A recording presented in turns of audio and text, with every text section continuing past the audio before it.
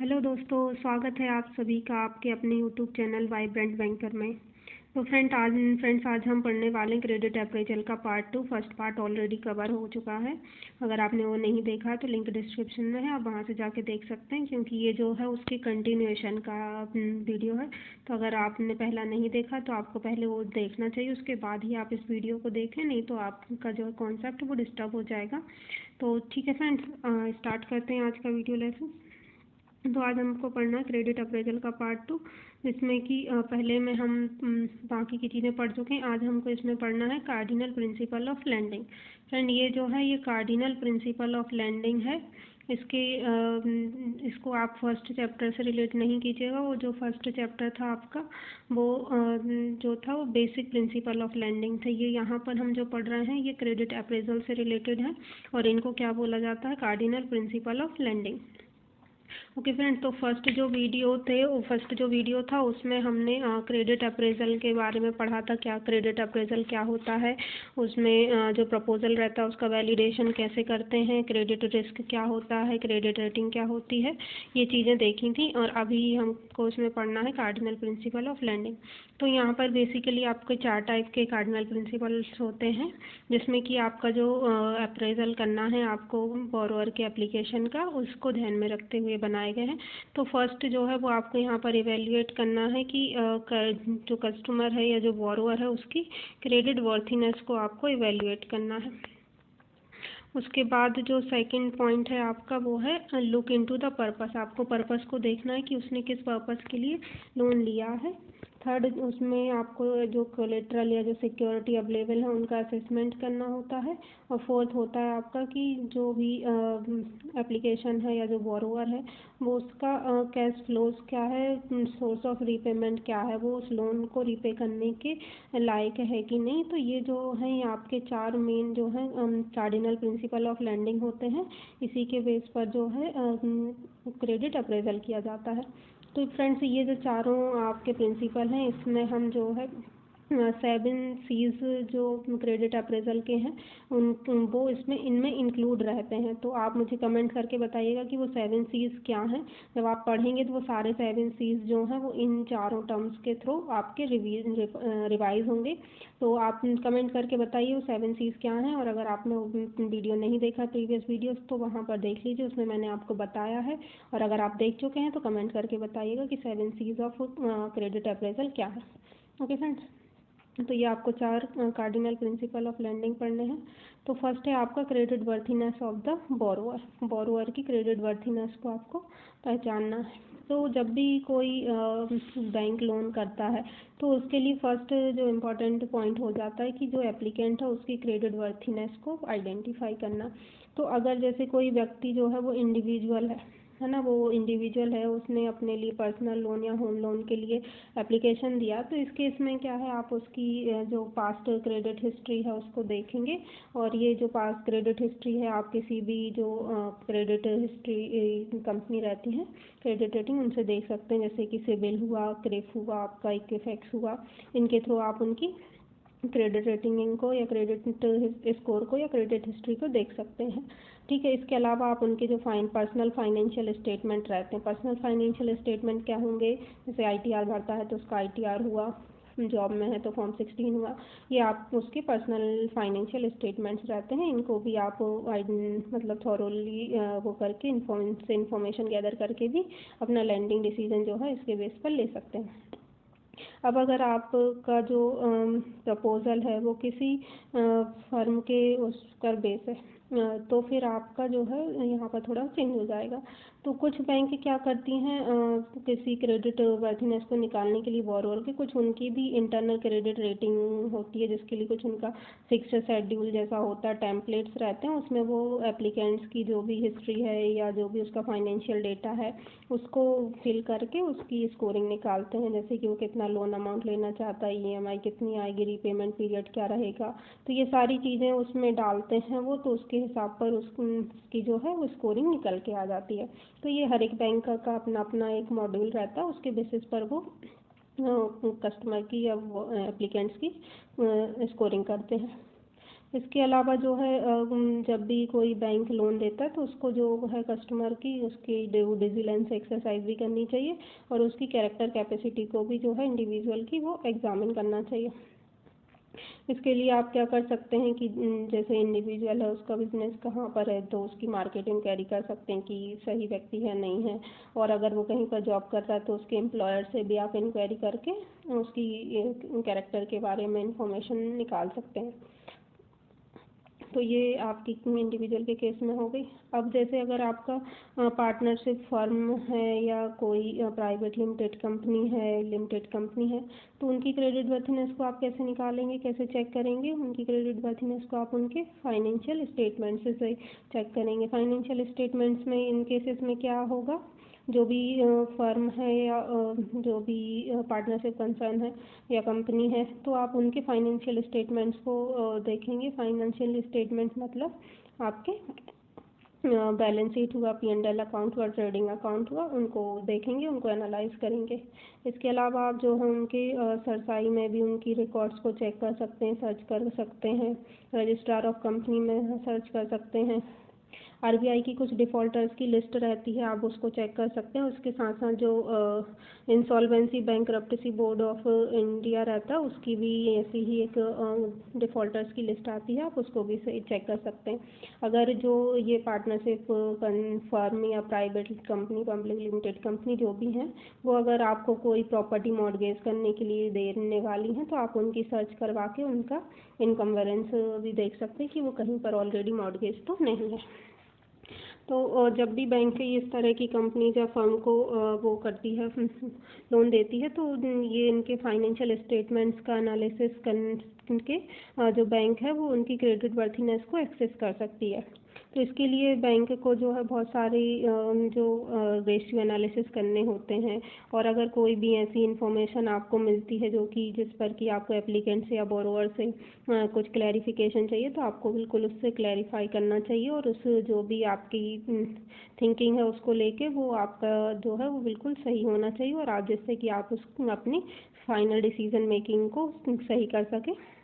इसलिए ये जो है इनके केस में क्रेडिट वर्थीनेस निकालना बहुत ज़रूरी है। तो अगर कोई भी डाउट की कंडीशन आती है, आपको उनके फाइनेंशियल स्टेटमेंट्स को स्टडी करने के बाद कुछ ऐसा पता चलता है कि ये ऐसा क्यों हो रहा है एकदम से ही, जैसे कि सपोज़ आपने उनके पिछले साल के फाइनेंशियल 2-3 साल के फाइनेंशियल स्टेटमेंट्स देखे, अब वो किसी 2 साल तक तो उनका जो सेल्स है वो बहुत नॉर्मली ग्रो किया है ना, कुछ 5% सपोज ले लेते, 5 to 10% नॉर्मल ग्रोथ किया, और अचानक से ही थर्ड ईयर में जो है उसका सेल्स बढ़ के 5 to 10 से बढ़ के एकदम से 40-50% हो गया। तो ये थोड़ा सा एकदम से डाउट वाली कंडीशन रहती कि ऐसा एकदम से क्या हुआ।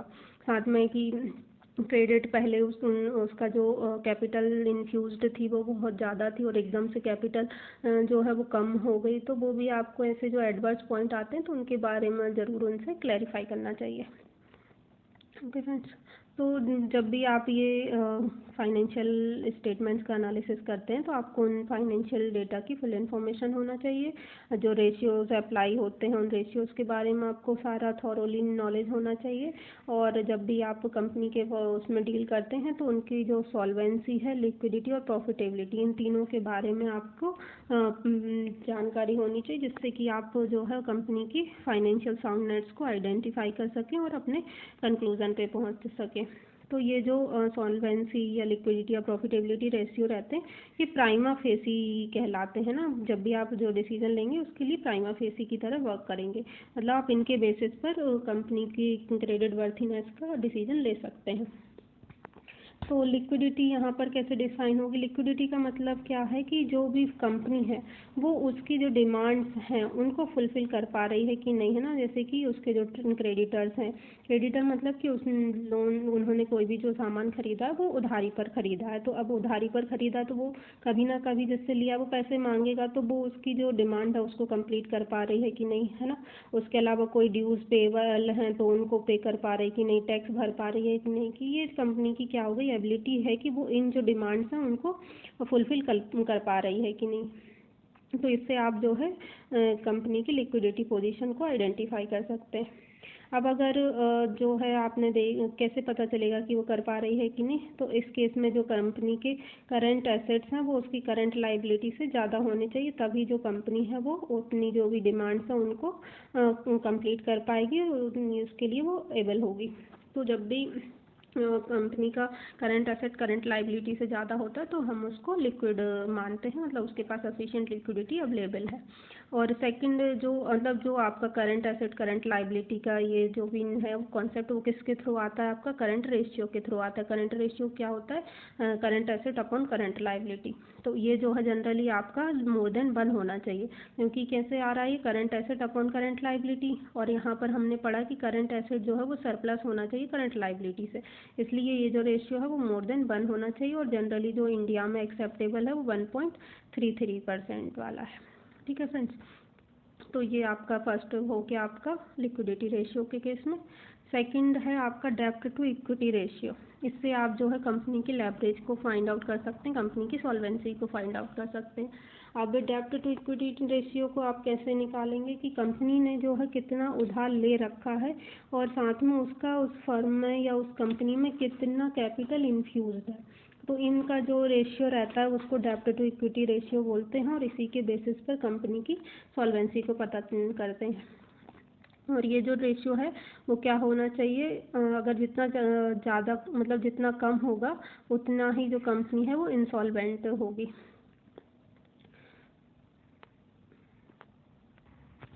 सॉरी, इंसॉल्वेंट नहीं, सॉल्वेंट होगी, और कंपनी का इसमें लार्जर इन्वॉल्वमेंट दिखेगा, है ना। मतलब अगर लोअर जो है डेब्ट है, कम उसने उधारी ले रखी है और कैपिटल ज़्यादा इन्फ्यूज़ की है, इसका मतलब ये है कि जो भी फर्म है उसका जो मैनेजमेंट है या जो प्रमोटर है उसका कंपनी में ज़्यादा इन्वॉल्वमेंट है।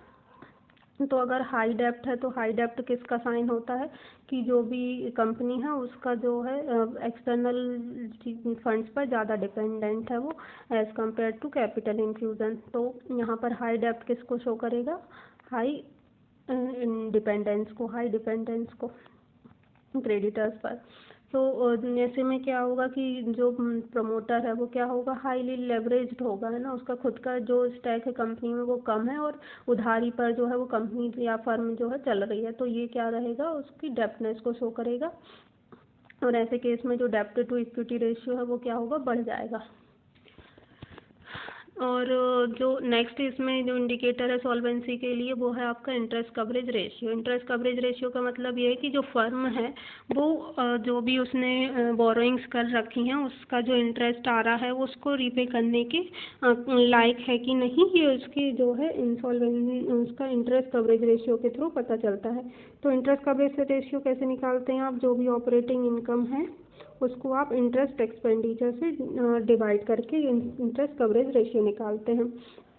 तो ऑपरेटिंग इनकम जो आपकी आती है वो आपका कैसे आएगा? जो नेट प्रॉफिट रहेगा उसको आप जब इंटरेस्ट एक्सपेंडिचर से डिवाइड करेंगे तो आपका इंटरेस्ट कवरेज रेशियो आ जाएगा।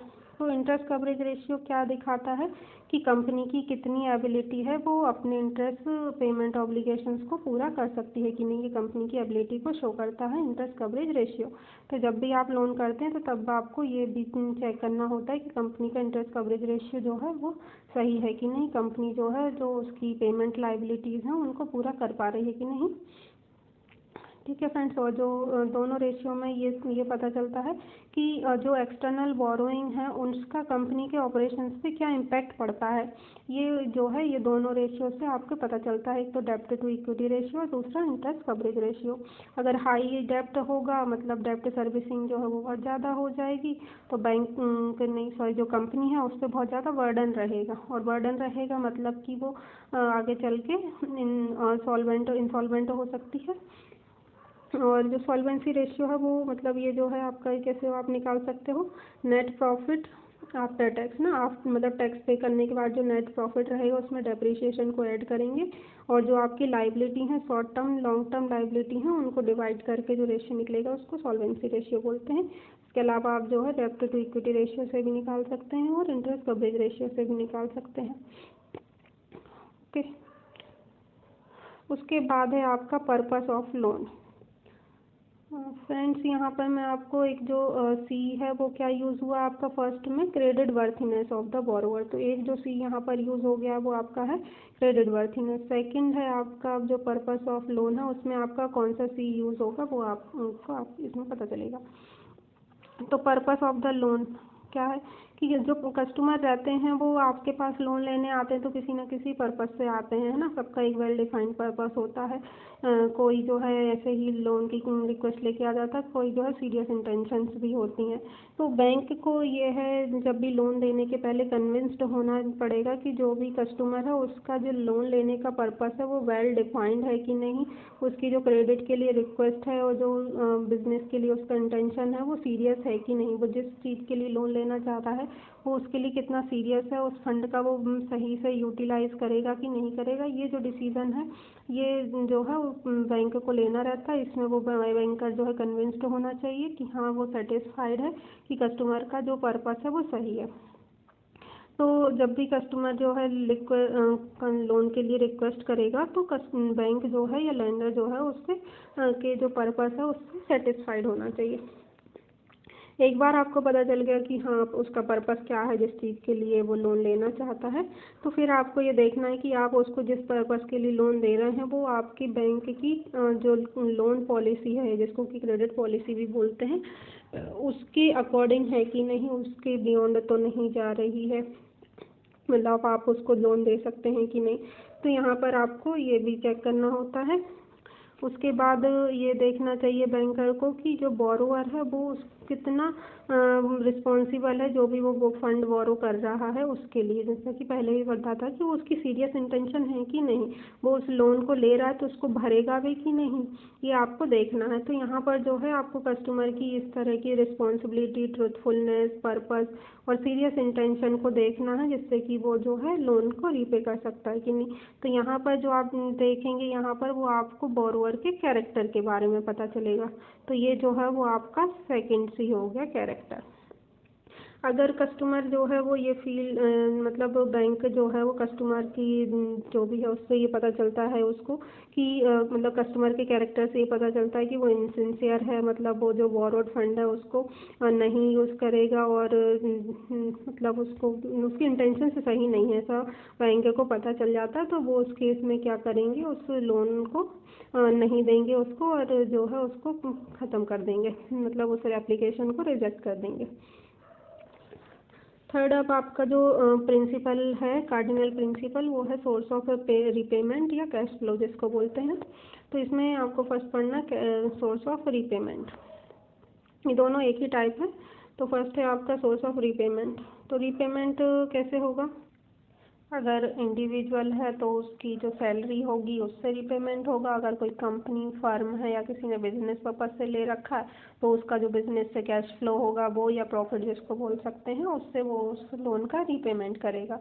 ठीक है। तो अगर जो बोरोवर का कंपनी है या फर्म है उसका प्रॉफिट इतना होना चाहिए सफिशेंट कि वो जो इंटरेस्ट है उसको सर्विस कर सकता है और जो भी उसके डेप्ट है उनको रीपे कर सकता है, या मतलब इंटरेस्ट हुआ या इंस्टॉलमेंट्स हुई उनको रीपे कर सकता है, डिविडेंड्स को पे कर सकता है और फाइनली जो भी उसके पास बचता है एक्सेस में, ये सारी चीज़ें देने के बाद वो क्या करेगा, उसकी कंपनी में फिर से इन्फ्यूज़ करेगा जिससे कि उसकी कैपिटल ग्रो होगी और कंपनी जो है वो उसकी फाइनेंशियल पोजीशन अच्छी होगी। तो यहाँ पर रीपेमेंट कैसे आपने समझा कि अगर बोरोवर इंडिविजुअल है तो उसकी सैलरी से रीपेमेंट होगा, अगर कोई कंपनी है या फर्म है तो उसका जो प्रॉफिट होगा उससे वो उसका रीपेमेंट होगा। तो ये इन केस में आपको इंश्योर करना होगा कि फर्म जो है वो प्रॉफिटेबल होना चाहिए, तभी आप उसको लोन देने के बारे में सोच सकते हैं।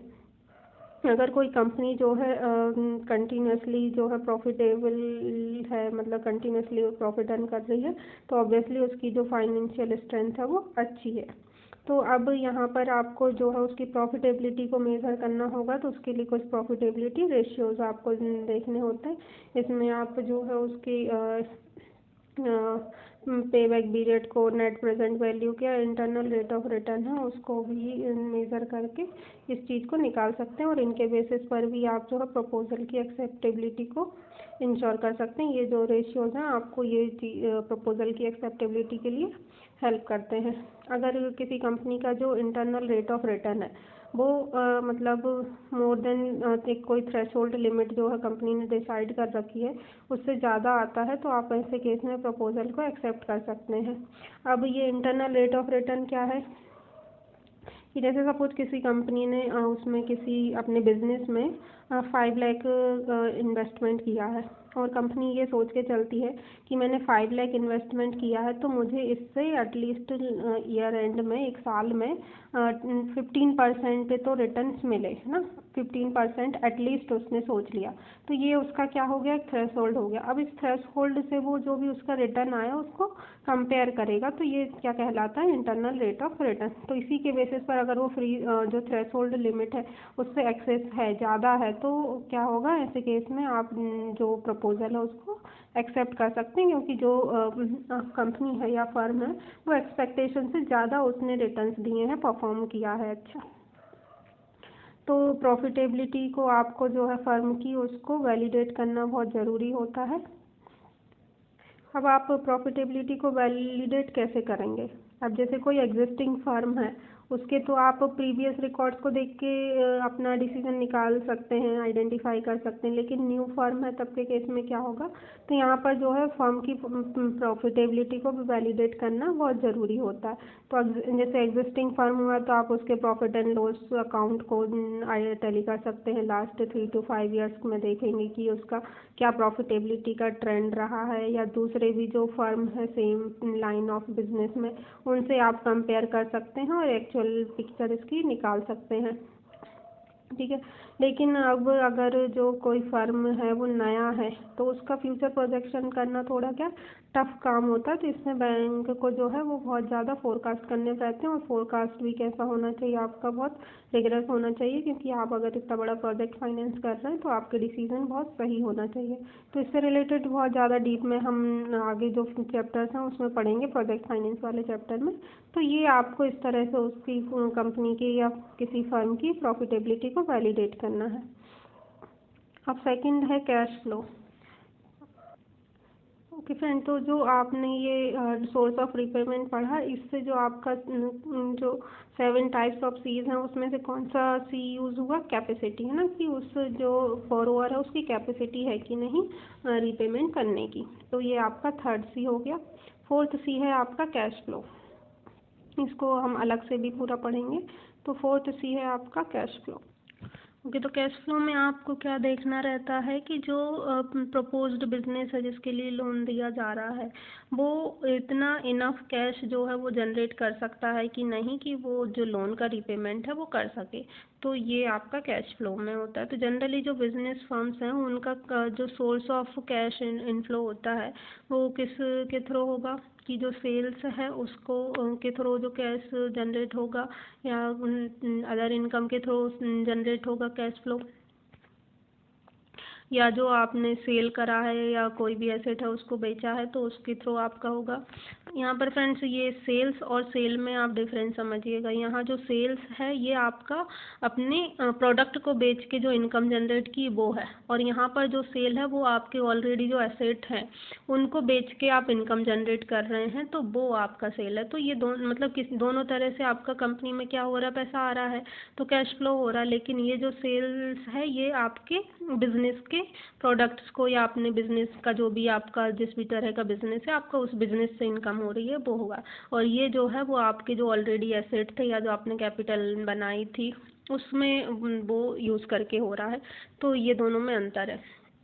थर्ड आपका फंड कहाँ से आएगा, कि आपने कोई डेब्ट या इक्विटी सिक्योरिटीज़ को रेज़ किया है ना, मतलब आपने बोरोइंग्स की है, कहीं से फंड रेज़ करा है आपने, तो वो बोरोइंग्स करेंगे तब भी आप क्या होगा, फंड जो है वो कंपनी में पैसा आएगा। तो ये भी एक कैश फ्लो का तरीका हो गया। फोर्थ है कि आपने एडिशनल कैपिटल इन्फ्यूज़ की है, तो आपने बिजनेस चल रहा है आपका, आपने उसमें नई कैपिटल लगाई है तो इस तरह भी क्या होगा, कैपिटल का इन्फ्यूज़न होने के कारण भी जो बिजनेस है उसमें कैश फ्लो होगा। तो ये जो है ये आपके रीज़न है 4 कैश इनफ्लोज़ के। तो ये इसमें जो है आपका जो सफिशिएंट नहीं है, मतलब ये जो सोर्सेज हैं वो जो आपका लोन है उसका कैश मतलब उसका सफिशिएंट रिपेमेंट के लिए है। लेकिन जो सेल ऑफ एसेट है या आपने जो कैपिटल इन्फ्यूज़ किया है, एडिशनल कैपिटल इन्फ्यूज़ किया है, ये जो है सही तरीके नहीं है उस फर्म में कैश फ्लो के लिए। सॉरी, कैपिटल इन्फ्यूज़न नहीं, जो आपने बोरोइंग्स की है ना, मतलब आपने एसेट को बेचा है और दूसरी कोई बोरोइंग्स करके आपने कैश फ्लो को जनरेट किया है, तो ये जो है ये सही तरीके नहीं है किसी भी कंपनी के कैश फ्लो के लिए। तो ये जो इंडिकेटर्स हैं दोनों, ये कैसे होते हैं, बिजनेस के लिए कॉन्स्टेंट्स होते हैं और लोन का रिलेशनशिप है उसके लिए मतलब हानिकारक होते हैं, क्योंकि यहाँ पर आप जो है कोई सही इनकम नहीं जनरेट कर रहे हैं। यहाँ पर आप आपके एसेट को रिड्यूस कर रहे हैं और यहाँ पर आप आपकी बोरोइंग्स को बढ़ा रहे हैं। तो दोनों ही केस में क्या होगा, ये जो है बैंक के लिए और जो कंपनी है उसके लिए सही नहीं होता है, क्योंकि यहाँ पर आप आपका एसेट बेचने के कारण क्या हो रहा है कि जो कंपनी की क्रेडिट वर्थीनेस है वो रिड्यूस होगी, मतलब उसके पास जो अवेलेबल अमाउंट है वो कम हो जाएगा और यहाँ पर बोरोइंग्स बढ़ने की वजह से जो डेब्ट टू इक्विटी रेशियो है वो बढ़ जाएगा, जो कि सही नहीं है। ओके फ्रेंड्स, तो कैश फ्लो आप कैसे निकालेंगे? कैश फ्लो आपका निकलता है नेट प्रॉफिट प्लस जो नॉन कैश एक्सपेंसेस होते हैं, net profit plus non cash expenses. अब नेट प्रॉफिट आपका कैसे निकलेगा, क्योंकि बिजनेस कर रहा है तो बिजनेस में जो भी इनकम जनरेट होगी, जो कि एक्सेप्टेबल इनकम होती है, वो क्या होती है, उसके सेल्स से जो इनकम जनरेट होगी। अब आपको नेट प्रॉफिट इससे निकालना है, तो सेल्स करके आपका जो पैसा आया वो पूरा का पूरा तो प्रॉफिट में होगा नहीं, उसको में आपने जो भी गुड्स प्रिपेयर किए हैं, फिनिश्ड गुड है, तो उस गुड को बनाने के लिए है ना, उसको सोल्ड करने तक के लिए आपका उसमें क्या क्या कॉस्ट लगी है, क्या क्या खर्चे हुए हैं, तो उन खर्चों को आप यहाँ से क्या करेंगे, माइनस करेंगे उस सेल्स रेवेन्यू से।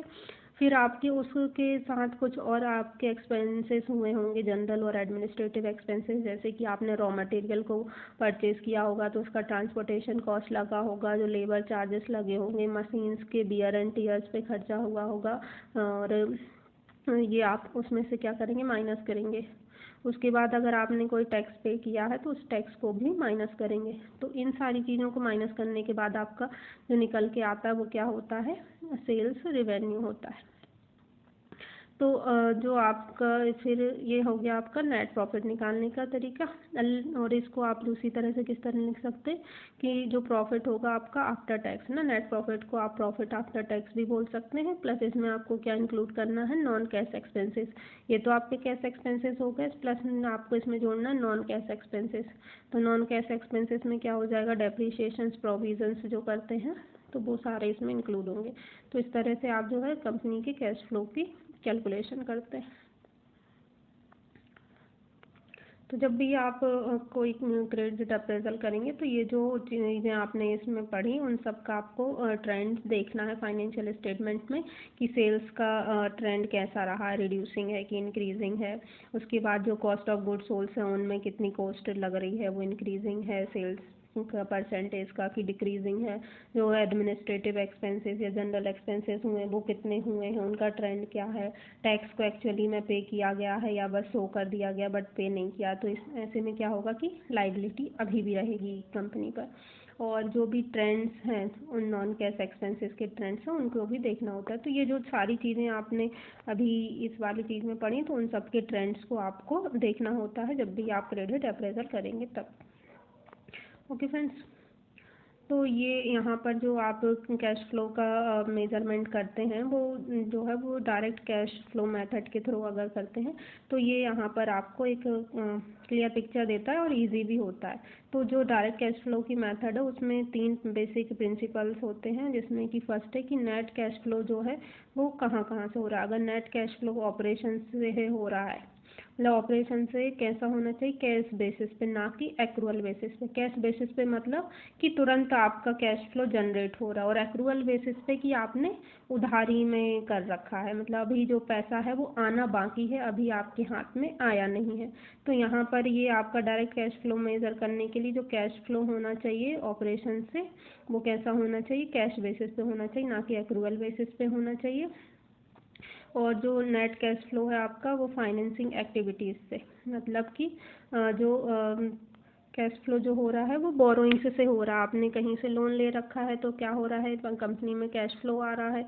तो यहाँ पर भी ये देखना रहेगा आपको कि जो कंपनी में कैश फ्लो हो रहा है वो कहाँ से हो रहा है, बोरोइंग से हो रहा है। तो यहाँ पर ये जो नेट कैश फ्लो है वो आपका रेवेन्यू आइटम नहीं है, क्योंकि ये फाइनेंसिंग एक्टिविटी से आ रहा है। तीसरा जो है वो आपका क्या होगा कि नेट कैश फ्लो कहाँ से हो रहा है, इन्वेस्टिंग एक्टिविटीज़ से। इन्वेस्टिंग एक्टिविटीज़ मतलब आपने जो एसेट्स हैं उनका सेल करके लेके आए हैं, या आपने कहीं ऐसी चीज़ में इन्वेस्ट कर रखा है जहाँ से कि आपकी इनकम जनरेट हो रही है, तो ये भी आपका एक कैश फ्लो का सोर्स है। तो ये आपको चेक करना है जब भी आप जो है क्रेडिट अप्रेजल करते हैं कि एक्चुअल में जो कंपनी का कैश फ्लो है वो कहाँ से हो रहा है और कौन सा आपके लिए यूज़फुल है और किस एक्टिविटी में नहीं होना चाहिए, तो ये आपको देखना। ओके फ्रेंड्स, तो अगला जो आपका टाइप है मतलब प्रिंसिपल है वो है कोलेट्रल। तो फ्रेंड्स पहले हम समझ लेते हैं कोलेट्रल होता क्या है। यहाँ पर कोलेट्रल से मतलब है कोलेट्रल सिक्योरिटी। जो आपका थर्ड प्रिंसिपल था उसमें क्या था, आपको जो कोलेट्रल सिक्योरिटी है या उसका आपको असेसमेंट करना है। तो कोलेट्रल क्या होता है, दो तरह की सिक्योरिटी होती हैं, एक प्रिंसिपल सिक्योरिटी होती है और एक कोलेट्रल सिक्योरिटी होती है। प्रिंसिपल सिक्योरिटी का क्या मतलब है कि आपने जिस बिजनेस मतलब जिस पर्पज़ से लोन दिया है उस पर्पज़ से जो भी सिक्योरिटी जनरेट होती है उसको प्रिंसिपल सिक्योरिटी बोलते हैं। जैसे कि आपने किसी कंपनी को उसके स्टॉक के अगेंस्ट में दिया है ना लोन, तो वो जो उसका स्टॉक होगा वो क्या कहलाएगा, आपकी प्रिंसिपल सिक्योरिटी कहलाएगा। आपने किसी व्यक्ति को व्हीकल खरीदने के लिए लोन दिया, तो उस लोन से उसने व्हीकल खरीदा, तो व्हीकल क्या हो जाएगा, आपकी प्रिंसिपल सिक्योरिटी हो जाएगा। अगर आपने किसी को होम लोन के लिए होम घर बनाने के लिए लोन दिया है, तो ऐसे केस में उसका जो घर होगा जिस लोन से उसने वो घर बनाया है वो आपकी क्या हो जाएगी, प्रिंसिपल सिक्योरिटी हो जाएगी। और कोलेट्रल क्या होता है, जो सेकेंडरी सिक्योरिटी रहती है वो आपकी कोलेट्रल कहलाती है। जैसे आपने किसी को बिजनेस के लिए लोन दिया और उसने आपको उस लोन में एज अ सिक्योरिटी अपनी प्रॉपर्टी मॉर्गेज करके दी है, तो वो जो प्रॉपर्टी है वो आपकी क्या हो जाएगी, कोलेट्रल हो जाएगी। ओके फ्रेंड्स, तो ये कोलेट्रल का फंडा है। तो कोलेट्रल जो रहता है वो आपके लोन को है वाइबल नहीं बनाता है ना, ये वो आपके लोन को वाइबल नहीं बनाता है। कोई भी उसमें आपके लोन प्रपोजल में वाइबिलिटी को ऐड नहीं करता है, ना ही जो आपका क्रेडिट की क्वालिटी है उसको अफेक्ट करता है। और जो कंपनी का या जो क्रेडिट की क्वालिटी है उसके इंटरनल और एक्सटर्नल फैक्टर्स में भी इसका कोई रिलेशनशिप नहीं होता उससे। तो कोलेट्रल जो है वो सिर्फ एक क्या है कि एक सोर्स है जिसके का आप यूज़ कर सकते हैं अगर जो आपका लोन है वो डिफ़ॉल्ट करता है, तो आप उसको उस केस में यूज़ कर सकते हैं। तो जब भी कोई बिजनेस है या प्रिंसिपल सिक्योरिटी है ना, अभी जैसे बताया मैंने, तो कोई बिजनेस या प्रिंसिपल सिक्योरिटी है वो आपके कैश फ्लो को जो है प्रोड्यूस करना फेल हो जाती है। मतलब आपके बिजनेस से या प्रिंसिपल सिक्योरिटी से आपका जो है कैश इनफ्लो नहीं होता है, कैश प्रोड्यूस नहीं होता है और आप जो है लोन नहीं भर पाते, रीपेमेंट नहीं कर पाते, तो आपका अकाउंट ऐसे में क्या हो जाएगा, ओवरड्यू हो जाएगा या एनपीए हो जाएगा। तो ऐसे केस में क्या होता है कि बैंक इस कोलेट्रल सिक्योरिटी को एज अ इन्फोर्समेंट यूज़ करती है। मतलब इसके थ्रू बैंक क्या करती है, अपनी रिकवरी को करने की कोशिश करती है। तो जो कोलेट्रल रहती है वो एक तरह से इन्फोर्सेबिलिटी रहती है, तो इसलिए जो लोन है उसमें कोलेट्रल को लिया जाता है। इसके थ्रू जो है बैंक अपनी जो ड्यूज़ है उसको रिकवर करने की कोशिश करती है। तो इसलिए यहाँ पर आपको जो है कोलेट्रल का असेसमेंट करना बहुत ज़रूरी हो जाता है कि आप जो कोलेट्रल ले रहे हैं क्या आपको ये चेक करना होता है कि आप उसको एक्चुअल में इन्फोर्सेबल वो है कि नहीं। जब आप उस कोलेट्रल को रिपेमेंट करने के लिए यूज़ करें तो वो इन्फोर्सेबल होना चाहिए, ये आपको चेक करना है। साथ में अगर कोई किसी ने कोई ऐसी सिक्योर कोलेट्रल दी है जैसे कि मॉर्गेज किया है, तो आपको उसका ये भी देखना है मतलब कोलेट्रल को लेते समय कि उसकी पर कोई पहले से इनकम्बेंस नहीं होना चाहिए, को वो ऑलरेडी कहीं पर मॉर्गेज नहीं होना चाहिए, ये आपको चेक करना चाहिए।